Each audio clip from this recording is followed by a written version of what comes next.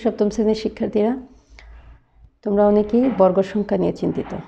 তোমরা বুঝতে পারো না কোন সংখ্যাটি বর্গ সংখ্যা হবে এবং কোন সংখ্যাটি বর্গ সংখ্যা হবে না। তো আজ আমি তোমাদের সাথে শেয়ার করব কিভাবে তোমরা খুব সহজেই বুঝতে পারো কোন সংখ্যাটি বর্গ সংখ্যা হবে এবং কোন সংখ্যাটি বর্গ সংখ্যা হবে না। তো আসো শিক্ষার্থী বন্ধুরা, তোমরা একটু খেয়াল করো। আমি যে সংখ্যাগুলো লিখে রেখেছি সেই সংখ্যার একক স্থানে, প্রথম সংখ্যার একক স্থানে আছে কি 0, তারপরে সংখ্যার একক স্থানে আছে 1, তারপরে আছে 4, তারপরে আছে 5, তারপরে আছে 6 এবং তারপরে আছে 9।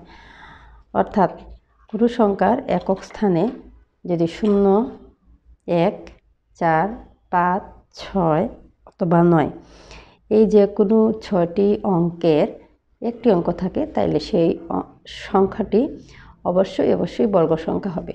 সেই সংখ্যাটি যত বড়ই হোক না কেন, তোমাদের দেখতে হবে সেই সংখ্যার একক স্থানে 0, 1, 4, 5, 6 বা 9 এই 6টি অঙ্কের কোনোটি আছে কি না। যদি থাকে তাহলে সেটি অবশ্যই বর্গ সংখ্যা হবে। তাহলে আমি যে সংখ্যাগুলো লিখেছিলাম সেগুলো অবশ্যই বর্গ সংখ্যা। অর্থাৎ বর্গ সংখ্যা হতে হলে আমরা কি পেলাম? বর্গ সংখ্যা হতে হলে অবশ্যই একক স্থানে থাকতে হবে,